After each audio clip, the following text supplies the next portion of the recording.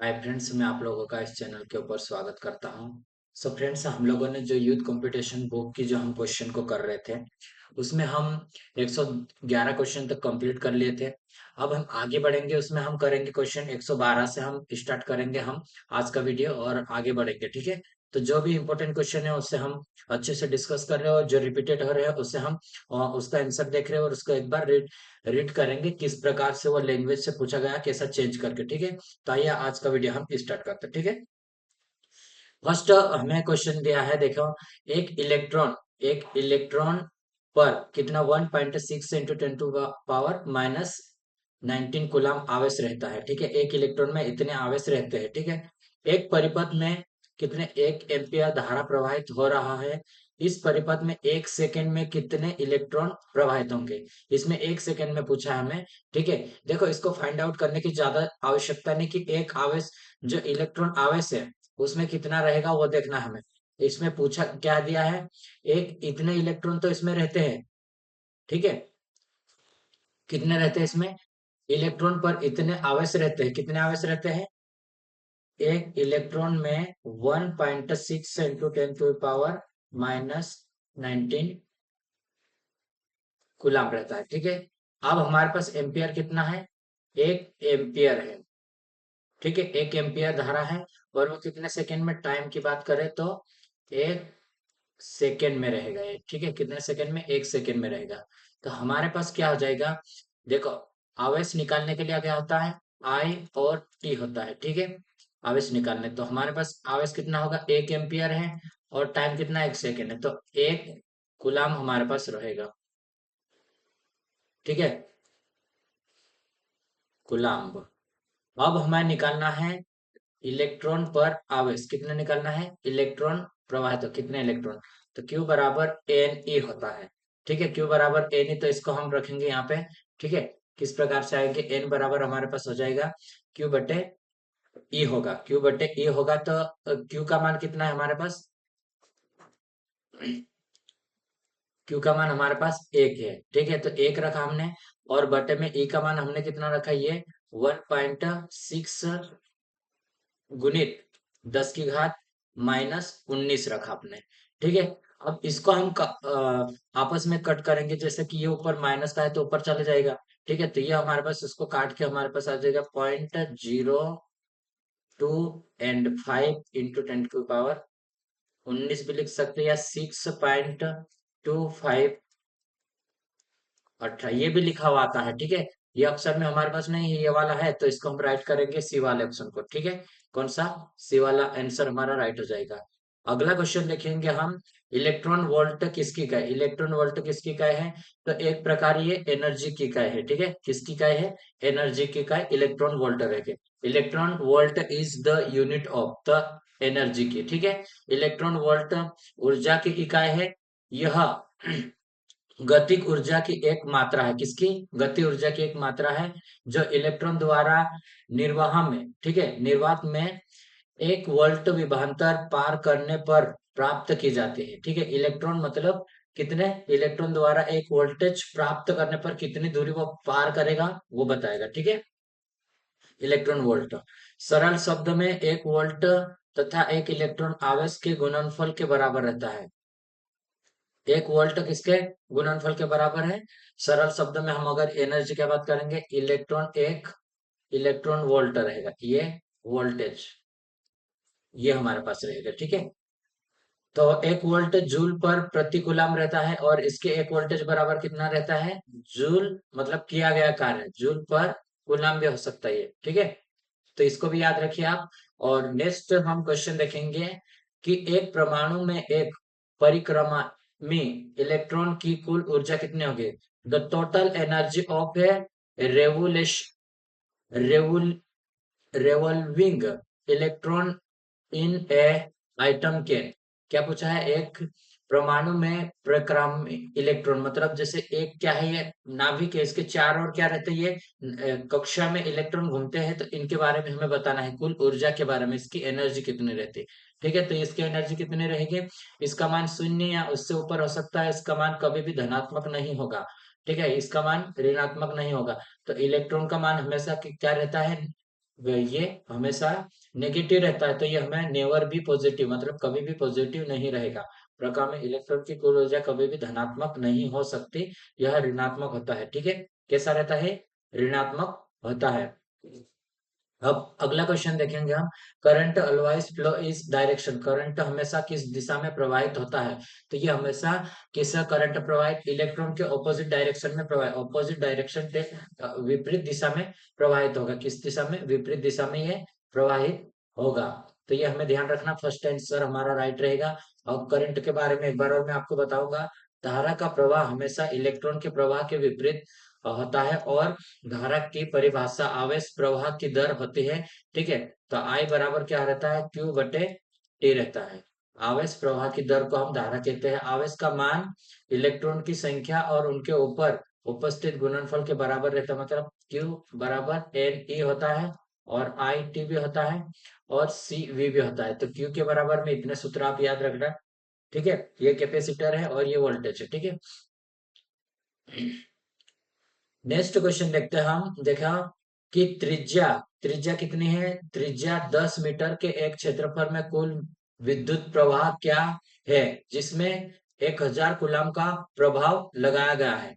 ठीक है, प्रभार लगाया गया है इसमें। तो ये एई में पूछा गया क्वेश्चन है, मोस्ट इंपोर्टेंट क्वेश्चन है ये भी। ये किस नियम से हम निकाल सकते हैं? गॉस के नियम के अगर हम निकालेंगे तो इसमें क्या पूछा है? विद्युत क्षेत्र कितना होगा? तो इसमें क्या रहता है? गॉस का नियम क्या बोलता है? जितने आवेश हम देते, चार्ज देते हैं, उतना ही हमारा विद्युत, कुल विद्युत फ्लक्स रहेगा। ठीक है, तो ये हमारे पास 1000 हो जाएगा। कितना होगा? 1000 होगा ये। ठीक है, नेक्स्ट क्वेश्चन अगर हम देखते हैं, नेक्स्ट क्वेश्चन, एम्पियर के नियम का उपयोग क्या निर्धारित करने के लिए किया जाता है? तो एम्पियर का नियम किसको निर्धारित करने के लिए किया जाता है? एम्पियर का नियम ओवरहेड लाइन में धारा की दिशा निर्धारित करने के लिए उपयोग किया जाता है। किसको निर्धारित करने के लिए यूज किया जाता है? ओवरहेड लाइन में धारा की दिशा को निर्धारित करने के लिए किया जाता है। ठीक है, अब ये हमारे पास एक डायग्राम है, इसको देखेंगे, इसके द्वारा हम निकालेंगे। तो चित्र में किसी धात्विक चालक के लिए दो भिन्न तापों T1 और T2, ठीक है, पर धारा की वोल्टता ग्रुप देखना है हमें। ठीक है, ये T1 है और ये T2 है हमारे पास। ठीक है, तो हमारे पास क्या हो जाएगा इसमें? जैसे कि रेजिस्टेंस कैसा रहता, देखो हमारे पास क्या रहेगा? Resistance R directly proportional T रहेगा। ठीक है, तो हमारे पास टेम्परेचर 2 अधिक रहेगा टेम्परेचर 1 से। क्यों? ये दिख रहा है, ये अधिक है, यहाँ से टेम्परेचर अधिक जा रहा है, और ये हमारा कम, टेम्परेचर कम हो रहा है। ठीक है, तो इसके अनुसार से रहेगा हमारा, तो इसका आप ध्यान रखिएगा। नेक्स्ट क्वेश्चन है, विशिष्ट प्रतिरोध की इकाई क्या है? विशिष्ट प्रतिरोध की इकाई क्या रहती है? ओम मीटर होती है। ठीक है, तो ये वाला रहेगा हमारे पास। आगे देखते हैं हम, देखो ओम मीटर, ये फर्स्ट राइट आंसर हमारे पास रहेगा, ये वाला रहेगा। ठीक है, विशिष्ट प्रतिरोध की इकाई क्या होती है? ओम मीटर में रहेगी। और रेजिस्टेंस क्या रहता है? रेजिस्टेंस हमारा किसी भी सर्किट में उस सर्किट का वह गुण जो करंट के बहने का विरोध करेगा। ठीक है, किसको बहने का विरोध करेगा? करंट के बहने का विरोध करेगा। आर बराबर रो एल बटे ए होता है। ए, एल तो लंबाई है, लंबाई बढ़ने से हमारा रेजिस्टेंस बढ़ेगा, एरिया बढ़ने से हमारा रेजिस्टेंस कम हो जाएगा। ठीक है, तो इसको याद रखें हमें।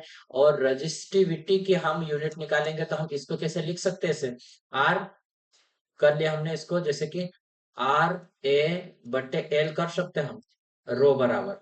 ठीक है, अब इसका मान रख सकते हैं ओम रेजिस्टेंस का, और मीटर स्क्वायर मीटर एरिया का, और लंबाई का एम, तो एम से एम कट जाएगा, तो ओम मीटर हमारे पास ये राइट आंसर रहेगा। ठीक है,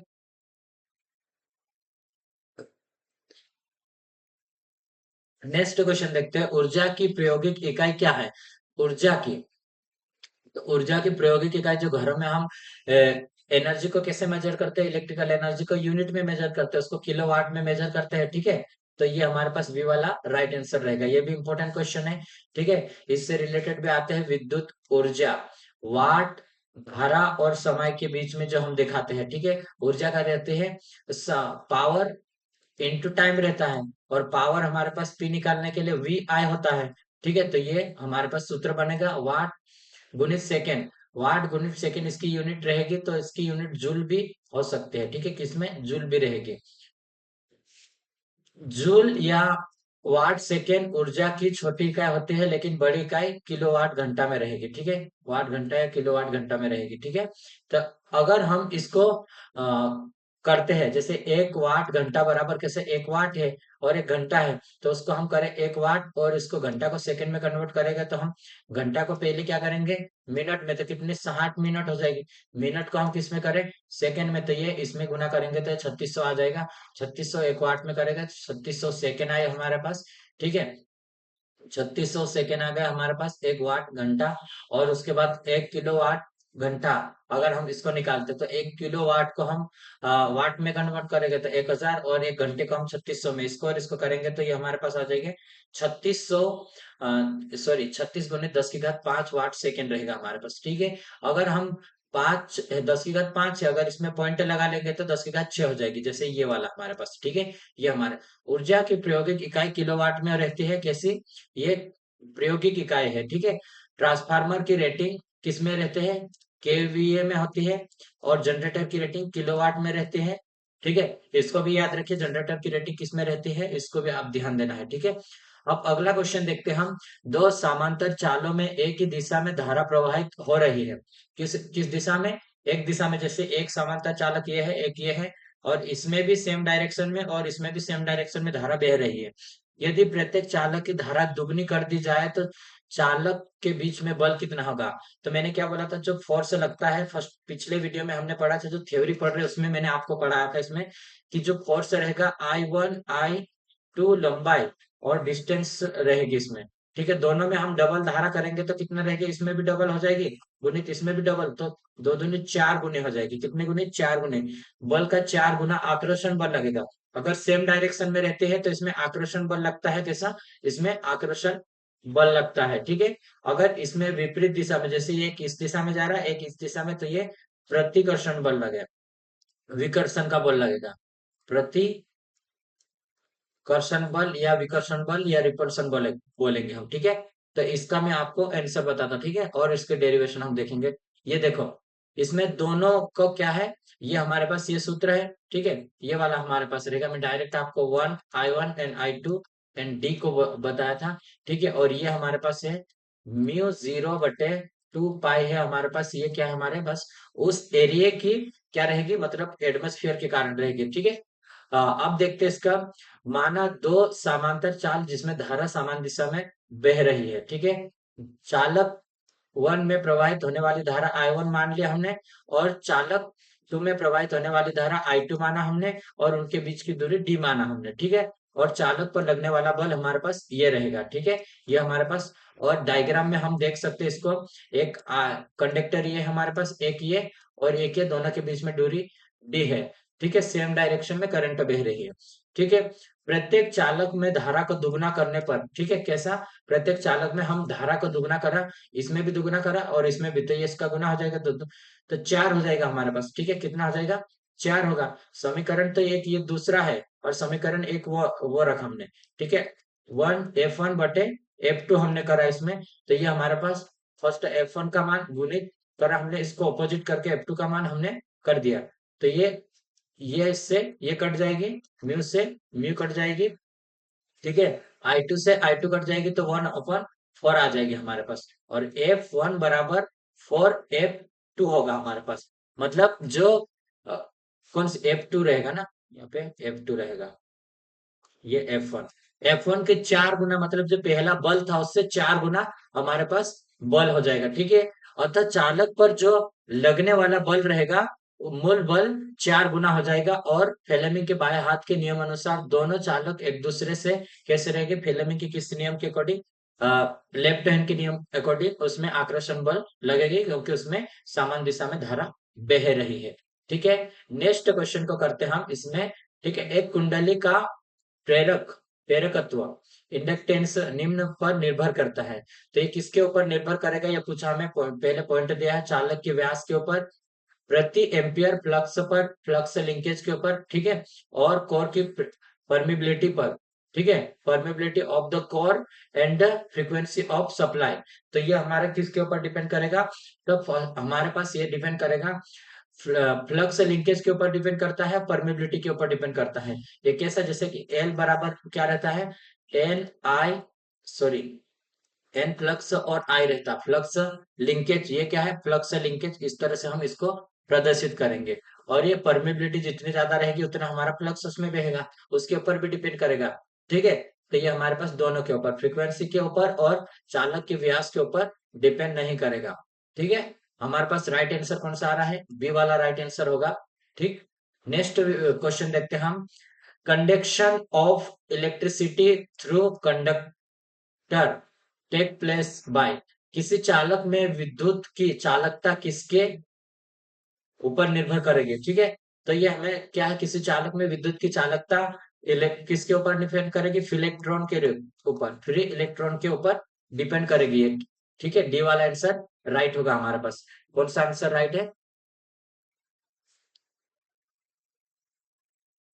एक मिनट में इसको थोड़ा और बड़ा कर, डी वाला आंसर हमारा राइट आंसर है, ये वाला। किसी चालक में विद्युत की चालकता मुक्त इलेक्ट्रॉन पर निर्भर करती है। प्रोटॉन धनात्मक होता है और न्यूट्रॉन उदासीन रहता है, जो कि नाभिक के अंदर रहते हैं ये। ठीक है, नाभिक के अंदर प्रोटॉन और न्यूट्रॉन रहते हैं। ठीक है, अब हम आगे करते हैं, नेक्स्ट क्वेश्चन को देखेंगे हम। इसमें हमें सर्किट दिया है, उसको मैच करना है हमें। ठीक है, दो एक मतलब दी है, मेरिट दी है, लिस्ट लिस्ट दी है इसमें, एक ये है और एक ये है, दोनों को हमें लिस्ट मैच करना है। ठीक है, तो इसको हम मैच कैसे करेंगे, ओम्स लॉ। ओम्स लॉ क्या है, कैपेसिटर, जनरेटर, वोल्टेज, करंट और जनरेटर। तो ओम का नियम वोल्टेज और करंट के बीच में दिखाता है, इसके बीच में हमें दिखाता है। ठीक है, किसके बीच में दिखा रहा है, ओम का नियम वोल्टेज एंड करंट के बीच में दिखाएगा। ठीक है, और उसके बाद हमारे पास अगर Fleming right hand rule, right hand rule से हम क्या निकालते हैं, जनरेटर में निकालेंगे। किस में निकालेंगे, जनरेटर में। एक मिनट, जनरेटर कहाँ है, ये तो एसी जनरेटर है ना, ये वाला बी का इसमें आएगा। ठीक है, इसको मैं मिटा लेता थोड़ा सा।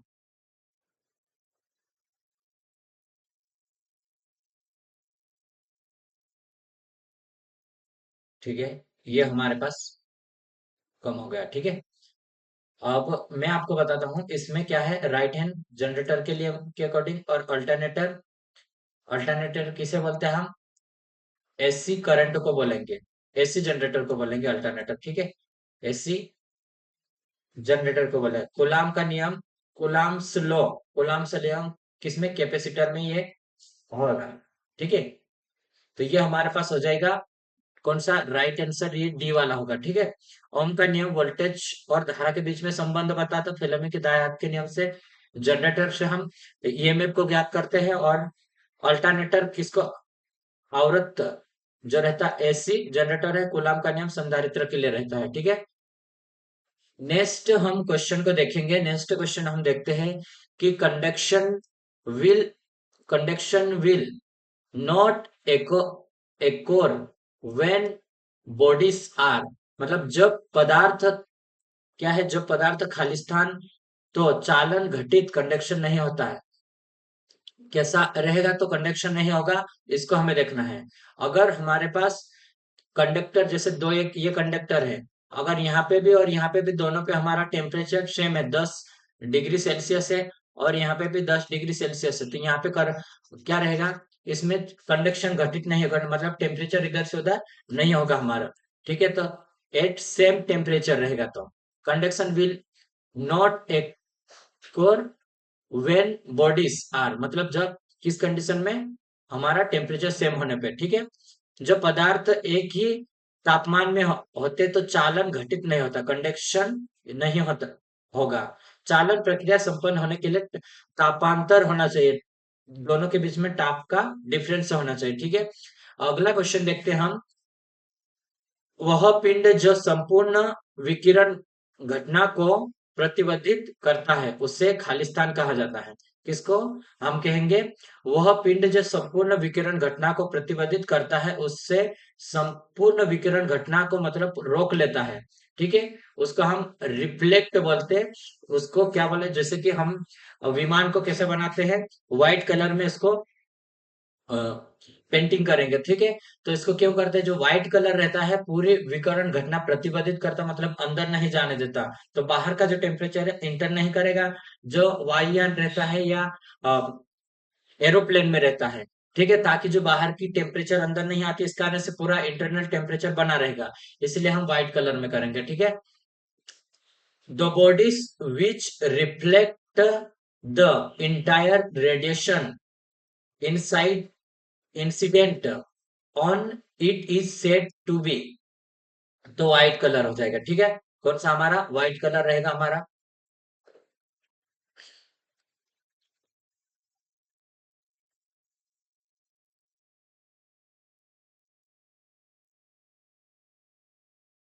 देखो नेक्स्ट क्वेश्चन देखते हैं हम। इसमें क्या दिया है, धातु ए का इलेक्ट्रॉन विश्रांति काल, इलेक्ट्रॉन रिलेक्शन टाइम इतना है इसका, और बी का इतना टाइम है। तो ए और बी की प्रतिरोधकता का अनुपात ज्ञात करना है हमें। ठीक है, किसका, ए और बी की प्रतिरोधकता का अनुपात ज्ञात करना है हमें। और इसका इलेक्ट्रॉन्स रिलेक्टेशन, इसको हम देखेंगे तो रेट ऑफ रेजिस्टिविटी निकालने के लिए हमारे पास सूत्र क्या है, आर बी बटे आर ए, बराबर में हम क्या करेंगे, ए जी बी बटे ए जी ए रहेगा। ठीक है, इसको हम लिख सकते हैं कि आर ए बटे आर, सॉरी ए ऊपर है और नीचे है। ठीक है, तो ये हमारे पास हो जाएगा, ए होगा और ये जी बी होगा। ठीक है, इसको हम उल्टा करके लिख सकते हैं। ठीक है, इसमें हम अगर मान रखते हैं, इसका टाइम अलग अलग दिया है। ठीक है, ए का मान ये दिया है हमें, और ये का इसका, तो ये इससे ये कट जाएगा और ये इससे हम काटेंगे, तो ये हमारे पास आ जाएगा 2। ठीक है, तो हमारे पास कितना आ जाएगा, 2 आएगा हमारे पास। ठीक है, ये भी याद रखिए आप। ठीक है, इंपॉर्टेंट क्वेश्चन है ये हमारे पास निकालने के लिए। ठीक, नेक्स्ट क्वेश्चन को देखते हैं हम। नेक्स्ट क्वेश्चन देखेंगे, विच of the following depicts per unit value of quantity, निम्न में से कौन सा कथन किसी राशि क्वांटिटी का प्रति इकाई मान पर यूनिट वैल्यू प्रदर्शित करता है, कौन सा प्रदर्शित करता है। तो इसमें क्या रहेगा, the ratio of actual quantity in any unit to base और reference value of quantity in the same unit. ठीक है, किसी इकाई की वास्तविक राशि को हम ऊपर रखेंगे और उसकी इकाई की आधार राशि को हम क्या रखेंगे, बेस में रखेंगे। ठीक है, तो ये हमारे पास राइट आंसर रहेगा कि पर यूनिट क्वांटिटी इससे हम प्रदर्शित करते हैं। ठीक है, नेक्स्ट क्वेश्चन देखते हैं हम।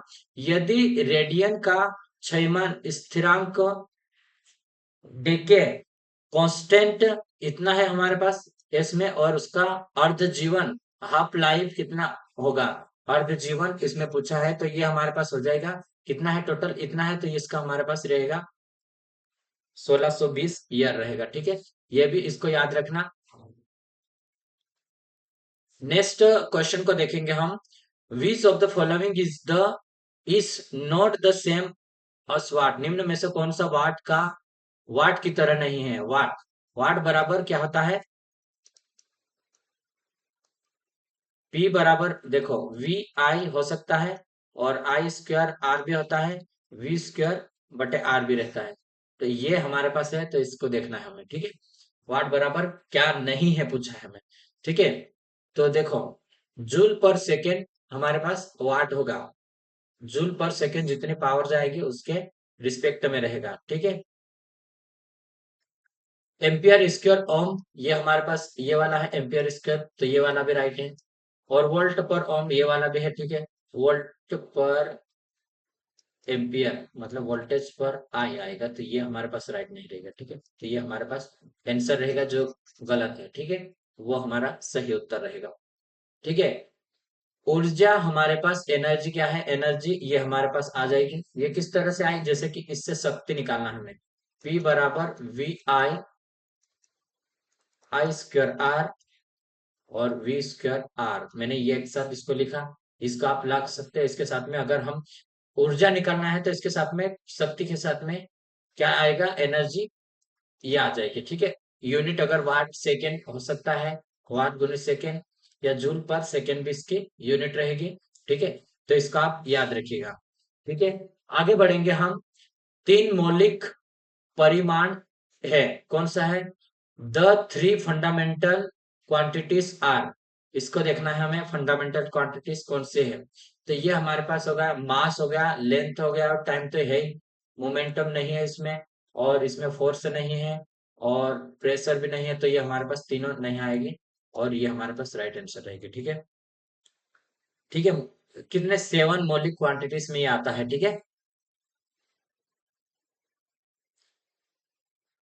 3 मौलिक परिणाम द्रव्यमान, लंबाई और समय है, मीटर लंबाई है, और जो कि शून्य में विकिरण द्वारा उत्पन्न तरंग है। ठीक है, इतनी तरंग रहेगी। अब देखो, अगला देखेंगे हम, 1 मेगा ओम किसके बराबर रहेगा। 1 मेगा ओम मतलब 1 मेगा ओम हमारे पास हो जाएगा 10 की घात 6 होगा। ठीक है, ओम रहेगा ये। ठीक है, ओम रहेगा, 10 की घात 6 किसमें है, ए वाला में हो गया। ठीक है, एक, और एक ये माइक्रो ओम है, ये वाला माइक्रो ओम रहेगा, 1 किलो ओम है, और ये गीगा ओम है। गीगा ओम में कितना, 10 की घात 9 है, और इसमें किलो ओम में 10 की घात 3 है, और माइक्रो ओम में 10 की घात -6 रहेगी। ठीक है, तो इनको भी आप याद रखना, इससे रिलेटेड भी जैसे इसको पूछा है तो इसको भी पूछ सकता है। ठीक है, नेक्स्ट क्वेश्चन देखेंगे हम अभी। यदि 10 ओम के 10 प्रतिरोध को समांतर में जोड़ दिया हमने, तो कुल प्रतिरोध कैसा रहेगा। तो मैंने आपको बोला था, अगर 10 प्रतिरोध एन है, तो 10 प्रतिरोध हमारे पास और समांतर में है, तो ये कट जाएगा, तो 1 ओम आ जाएगा। ठीक है, सी वाला आंसर हमारा राइट आंसर रहेगा। तुल्य प्रतिरोध निकालने के लिए हमारे पास ये रहेगा। ठीक है, अगर ये सीरीज में रहते तो ये हमारे पास हो जाता RNR होगा। ठीक है, तो ये हमारे पास 10 गुणित 10 हो जाता, और ये 100 होता, हमें 100 ओम रहता है जब ये सीरीज में जोड़ते तो। ठीक है, समांतर में जोड़ा था, हमने क्या करा, इसको काट, आपस में काट दिए। ठीक है, नेक्स्ट क्वेश्चन देखते हैं, अतिरिक्त आवेश हानि का कारण है। अतिरिक्त आवेश, एक्सेसिव न्यूट्रल करंट इज, क्या कारण है इसका, तो इलेक्ट्रॉन ब्लास्ट अतिरिक्त आवेश हानि का कारण होता है। इलेक्ट्रॉन ब्लास्ट क्या है, इलेक्ट्रॉन ब्लास्ट अतिरिक्त आवेश हानि का कारण है ये। ठीक है, नेक्स्ट क्वेश्चन, केल्विन किसका ऐसा यूनिट है। केल्विन किसका है, तो ये हमारे पास हो जाएगा टेम्परेचर का। टेम्परेचर इसका केल्विन में, डिग्री केल्विन में, या फिर डिग्री सेल्सियस में, या फ़ारेनहाइट में हम इसको मेजर करते हैं। तो आप तीनों यूनिट को याद रखना। ठीक है,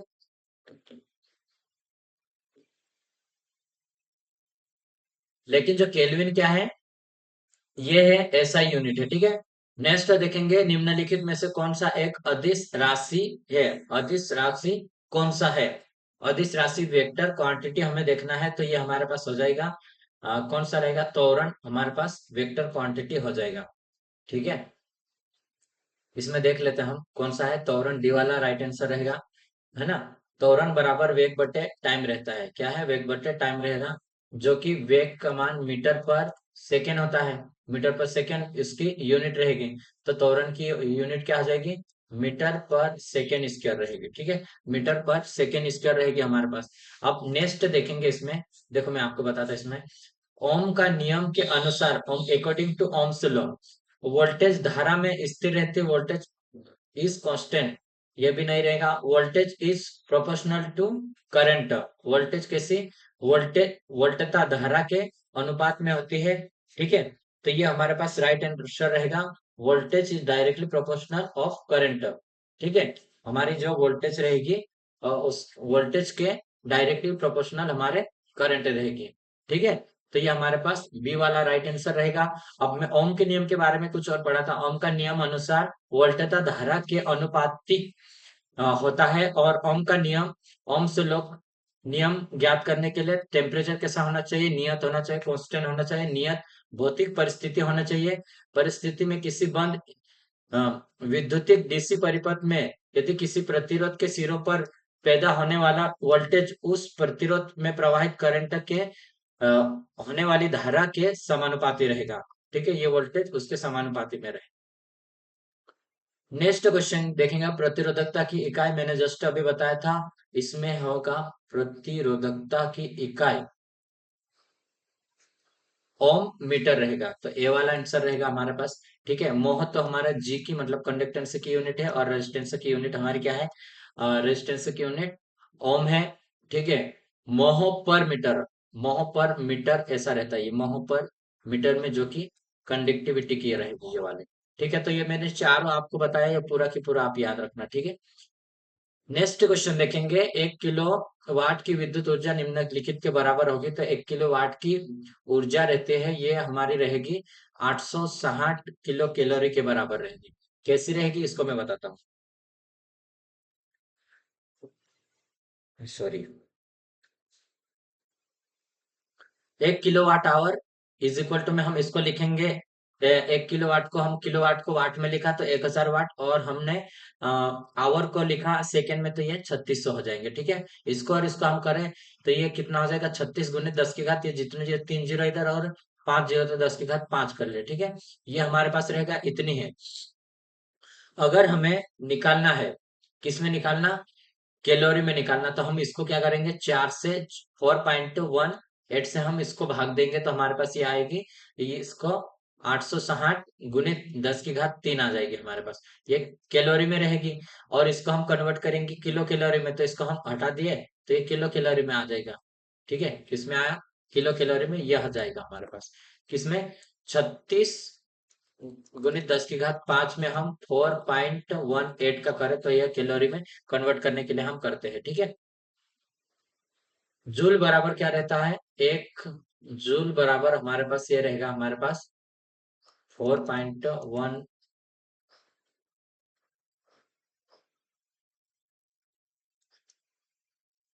कैलोरी में रहेगा ये, ठीक है। तो ये हमारे पास आ जाएगा। आगे बढ़ते हैं हम, ठीक है, आगे बढ़ेंगे।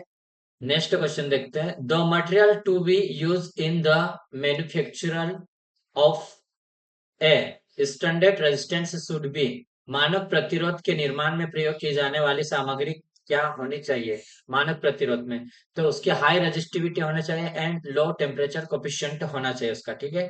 तो ये हमारे पास बी वाला राइट आंसर रहेगा।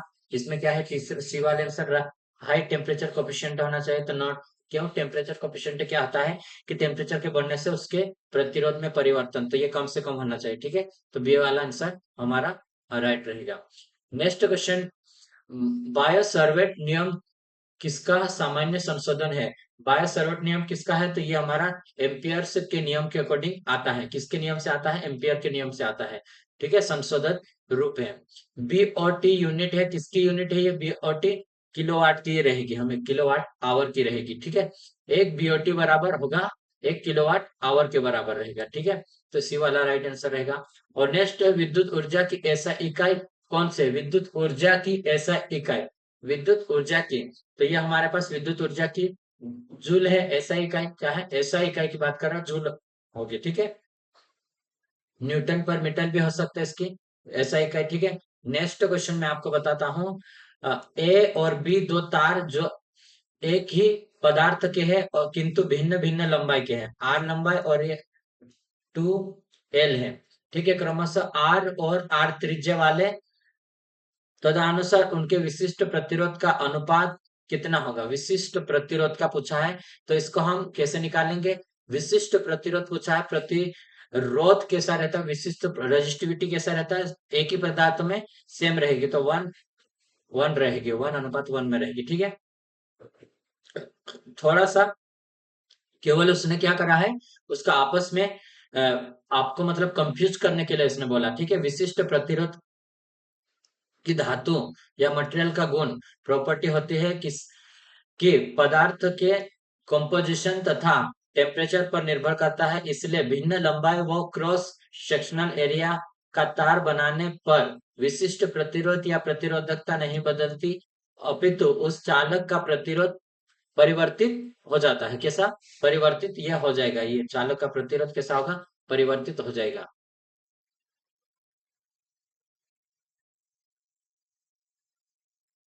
अब मैं आपको बताता हूं अगला, ठीक है। ओम नियम को प्रदर्शित करने वाला क्या है, ओम नियम को प्रदर्शित करने वाला वक्र है, तो ओम के नियम को प्रदर्शित करने वाला क्या रहेगा, कर्व, तो ये पूछेगा, ओम का नियम लीनियर रहेगा, ठीक है, लीनियर सर्किट में रहता है, जहां पर लीनियर रहेगा उसी में हमारा ओम का नियम लागू होगा, ठीक है।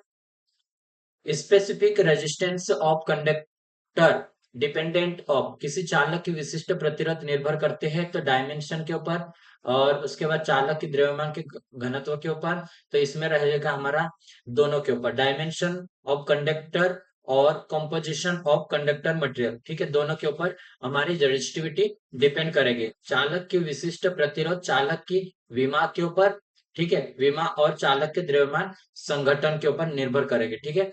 नेक्स्ट क्वेश्चन है हमारा, what is the power consumed by the register of, कितना है रजिस्टर इसमें 20 ओम है, कनेक्टेड अक्रॉस कितना है 100 वोल्ट सोर्स इसके साथ है। तो हमें व्हाट इज द पावर निकालना है। हमें पावर निकालने के लिए क्या मैंने बोला था, P बराबर होता है वी आई बराबर आई स्क्वायर, आर बराबर वी स्क्वायर, आर होगा बटे में आर।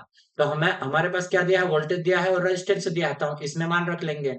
वोल्टेज कितना है 100 है, 100 गुणित 100 कर लेंगे हम डबल, ठीक है। और हमारे पास रेजिस्टेंस कितना है 20 है, तो ये से 0 से 0 काटा, 2 से इसको काटेंगे तो ये 5 बराबर में 500 आ जाएगा हमारे पास, 500 वाट आ जाएगा। बी वाला आंसर हमारा राइट आंसर होगा, ठीक है। तो ये हमारे पास होगा। नेक्स्ट क्वेश्चन देखते हैं हम। नेक्स्ट क्वेश्चन, जो उपकरण विद्युत प्रवाह का पता लगाता है उससे कहते हैं, विद्युत प्रवाह का पता लगाता है उससे हम क्या कहेंगे, विद्युत प्रवाह का केवल हमें पता लगा रहा, तो दो instrument which detected electric current is known as, तो उसको हम गैल्वेनोमीटर बोलते हैं। गैल्वेनोमीटर रहते हैं जो कि वोल्टेज की उपस्थिति का पता लगाने के लिए हम यूज करते हैं, ठीक है। अब नेक्स्ट क्वेश्चन देखते हैं हम। In a circuit a 33 ohm resistor carries a current of, कितने करंट है 2 ampere, voltage across the resistance is, इसमें रेजिस्टेंस के अक्रॉस में वोल्टेज पूछा है, तो वोल्टेज निकालने के लिए हम क्या करते हैं, आई आर करते हैं। तो हमारे पास 33 गुणित 2 है, तो हमारे पास 66 आ जाएगा, तो ये हमारे पास आ जाएगा राइट आंसर, बी वाला राइट आंसर होगा, ठीक है। ये हमारा बी वाला आ रहा है, ठीक है। अब हम आगे बढ़ते हैं, नेक्स्ट क्वेश्चन को करेंगे। इसमें देखो, एक विद्युत बल्ब जो उसका वोल्टेज कितना है, विद्युत बल्ब का 240 रहता है और उसमें कितने करंट जा रहे हैं, मिली एम्पियर में करंट जा रही है, तो विद्युत बल्ब का प्रतिरोध ज्ञात करना है। प्रतिरोध ज्ञात करने के लिए हम क्या करेंगे, प्रतिरोध ज्ञात करने के लिए जैसे मैं यहीं पे बताता आपको कि देखो, V बटे आई करेंगे तो ये हमारे पास प्रतिरोध आएगा, ठीक है। V बटे आई करेंगे तो वोल्टेज कितना है 240 है हमारे पास, और करंट है 300 मिली एम्पियर में, ठीक है। मिली एम्पियर को हम कैसे, इसको एम्पियर में कन्वर्ट करने के लिए कैसे लिखेंगे, 10 की घात -3 लिख लिया। तो एक जीरो से तो एक जीरो हमने काट लिया, अब इसको ऊपर ले जाएंगे तो 24 0003, इसको हम ऊपर ले जाएंगे तो हम उसको खोल के लिख लिया, ठीक है 30। तो 0 से 0 काट लिया, 3 से इसको काटेंगे, 3 7 21 3 8 24, 8 24 और 2 जीरो बचा ये, तो हमारे पास ये आ जाएगा, इतना रेजिस्टेंस रहेगा 800 ओम, ठीक है। ये इस तरह से हुआ, ठीक है। इसको यहाँ पे पूरा बताया नहीं इसमें पूरा प्रॉपर करके, लेकिन मैं आपको इसमें बता दिया, ठीक है। नेक्स्ट क्वेश्चन देखेंगे अभी हम। If the energy is supplied from a source whose resistance is 1 ohm to a load of 100 ohm, the source will be, 1 ओम प्रतिरोध वाले उद्गम से यदि 100 ओम वाले भार ऊर्जा का की जाती है तो उद्गम होगा। तो ये हमारे पास कैसा रहेगा, किसी भी वोल्टेज सोर्स का इंटरनल रेजिस्टेंस बहुत कम होना चाहिए, ताकि इंटरनल जो वोल्टेज ड्रॉप रहेगा कम रहेगा, ठीक है। किसी भी करंट सोर्स का इंटरनल रेजिस्टेंस कैसा होना चाहिए, अधिक होना चाहिए, ताकि जो हमारा अधिक रहेगा तो पूरी पूरी करंट लोड की ओर जाएगी, ठीक है। प्रश्न में दिया गया है कि इंटरनल रेजिस्टेंस बहुत कम है और लोड रेजिस्टेंस की तुलना में अतः वोल्टेज सोर्स रहेगा, ये कौन सा है, वोल्टेज सोर्स रहेगा। इसके अनुसार ये हमें बताया है, इसके अनुसार से इसको हमें वोल्टेज सोर्स है या करंट सोर्स है उसको हमें देखना था, ठीक है। तो इसमें क्या दिया है कि हमारे पास जो इंटरनल है जो सप्लाई है उसमें क्या है, रेजिस्टेंस कम है, अगर ज्यादा रहता तो करंट सोर्स रहता, और कम है तो इसलिए वोल्टेज सोर्स है, ठीक है। तो ये एक अच्छा क्वेश्चन है, बहुत इंपॉर्टेंट अच्छा क्वेश्चन है ये। एक हमारा माइंड को चेकअप कर रहा है कि किस तरह से आप मतलब इलेक्ट्रिसिटी से सोचते हैं। ठीक है, ये हमें बता रहा है, तो बहुत अच्छी बात है ऐसा। ठीक है, दोनों दिशाओं में एक जैसे गुण धर्म होने वाले परिपथ को कहते हैं। दोनों दिशाओं में एक दूसरे, तो इसको हम बायलेटरल सर्किट कहेंगे। इसको बी वाला आंसर राइट आंसर रहेगा। ठीक है, the circuit whose properties are same in either direction is known as, तो उसको हम बोलेंगे बायलेटरल सर्किट बोलेंगे। ठीक है, इसके बारे में और कुछ हम पढ़ लेते हैं थ्योरी को भी। ठीक है, पढ़ते जाते हैं, ज्यादा कुछ हमें टाइम नहीं लग रहा, उसको हम पढ़ेंगे तो हमारा ही माइंड अधिक से अधिक ज्ञान को कैचअप करेगा। ठीक है, किसी सर्किट में किसी प्रॉपर्टी सदैव एक ही दिशा में होती, चाहे करंट की किसी भी डायरेक्शन में फ्लो हो, तो उसे हम बायलेटरल सर्किट कहेंगे। आरएलसी ये और ट्रांसमिशन लाइन है जो कि बायलेटरल सर्किट रहेगी। किसी सर्किट में जिसकी प्रॉपर्टी करंट की डायरेक्शन चेंज होने से हो जाए, तो उसमें यूनिलेटरल सर्किट बने, जैसे कि ये वाला हमारा ट्रांजिस्टर और डायोड हो जाएगा। ठीक है, और नेक्स्ट क्वेश्चन हम देखेंगे, नेक्स्ट क्वेश्चन इसमें देखते हैं हम आगे। ठीक है, अगला क्वेश्चन इसमें दिया है, देखो, निम्न में से किस उपकरण में डीसी धारा की आवश्यकता होती है, किस उपकरण में डीसी धारा की आवश्यकता होती है। ठीक है, तो टेलीफोन में, प्रसारण में, स्विचिंग में, या उपरोक्त सभी में, तो सभी में हमें डीसी धारा की आवश्यकता रहेगी। टेलीफोन में भी जो हमारे पास मोबाइल रहता है, जैसे कि ये हमारे पास मोबाइल है, तो इसमें जो बैटरी रहती है, बैटरी क्या है कि डीसी इसमें स्टोर करके रखेगी वो। ठीक है, तो इस प्रकार रहेगा। और रिले, प्रसारण में भी, रिले में हम क्या करते हैं, जैसे सीटी को लगाते हैं और हम क्या करते हैं, बैटरियों में सप्लाई लाते हैं, उसके बाद हम पैनल में देते हैं। पैनल में जो भी रहेगा, रिले लगे रहते हैं, वो डीसी से ऑपरेट होते हैं। टाइम स्विच भी रहेगा डीसी से। ठीक है, तो ये सभी डीसी से ऑपरेट होने वाले हैं। ठीक है, नेक्स्ट क्वेश्चन देखेंगे, विच of the following element is not bilateral, इनमें से बायलेटरल कौन सा कौन सा है जो बायलेटरल नहीं है। तो प्रतिरोध भी हमारा, कैपेसिटर भी, इंडक्टेंस भी, लेकिन ट्रांजिस्टर हमारा यूनिडायरेक्शन में रहेगा। ठीक है, बायलेटरल नहीं रहेगा। which of the which particle act as a current carries in a metallic conductor, कौन सा कण किसी धात्विक सुचालक में विद्युत वाहक का कार्य करता है। धात्विक सुचालक में कौन सा कण विद्युत वाहक का काम करता है, तो ये हमारा क्या रहेगा, इलेक्ट्रॉन के कारण ही धात्विक में करंट बहता है। लेकिन अर्धचालक जो सेमी कंडक्टर रहता है, सेमी कंडक्टर रहता है, उसमें क्या रहता है, किसके कारण करंट बहती है इसमें, उसमें इलेक्ट्रॉन कारण और होल्स के कारण करंट बहते हैं, कि दो के कारण। ठीक है, दो के कारण रहेंगे, तो इसको पूछा जाता तो इलेक्ट्रॉन और होल दोनों आता है। ठीक है, देखो, केवल इलेक्ट्रॉन किसी धात्विक सुचालक में विद्युत वाहक का कार्य करते हैं। इलेक्ट्रॉन में दो प्रकार की गतियां विद्यमान होती है, एक चक्रीय गति होती है और दूसरी अक्षीय गति रहती है। ठीक है, नेक्स्ट क्वेश्चन है, यदि अणु में एक या अधिक इलेक्ट्रॉन कम हो जाए, तो वे हो जाते हैं। ठीक है, किसमें, अणु में। आइटम लॉस एन वन और मोर इलेक्ट्रॉन इज तो ये हमारे पास क्या रहेगा, ये हमारे पास हो जाएगा पॉजिटिव रहेगा। ठीक है, तो हमारे पास कैसा आइटम रहेगा, पॉजिटिव, मतलब इलेक्ट्रॉन को दे रहा है तो वो पॉजिटिव होगा। अगर वो ग्रहण करता है तो वो क्या रहेगा, नेगेटिव हो जाता। ठीक है, ग्रहण करने पर नेगेटिव ये वाला राइट रहेगा, और ये दे रहा है मतलब डोनेट कर रहा है, तो ये हमारे पास हो जाएगा। ठीक है, पॉजिटिव क्या है। यदि अणु में एक या अधिक इलेक्ट्रॉन कम हो जाए, तो वे विद्युत से धनात्मक हो जाते हैं और इलेक्ट्रॉन द्रव्यमान, इसका कितना इलेक्ट्रॉन का द्रव्यमान ये रहेगा। ठीक है, इलेक्ट्रॉन का द्रव्यमान भी आप याद रखिए, 9.1095 गुणित 10 की घात हमारे पास -31 kg रहेगा। ठीक है, नेक्स्ट क्वेश्चन है, ए यू मान होता है, एयू मान किसके बराबर रहता है, तो एक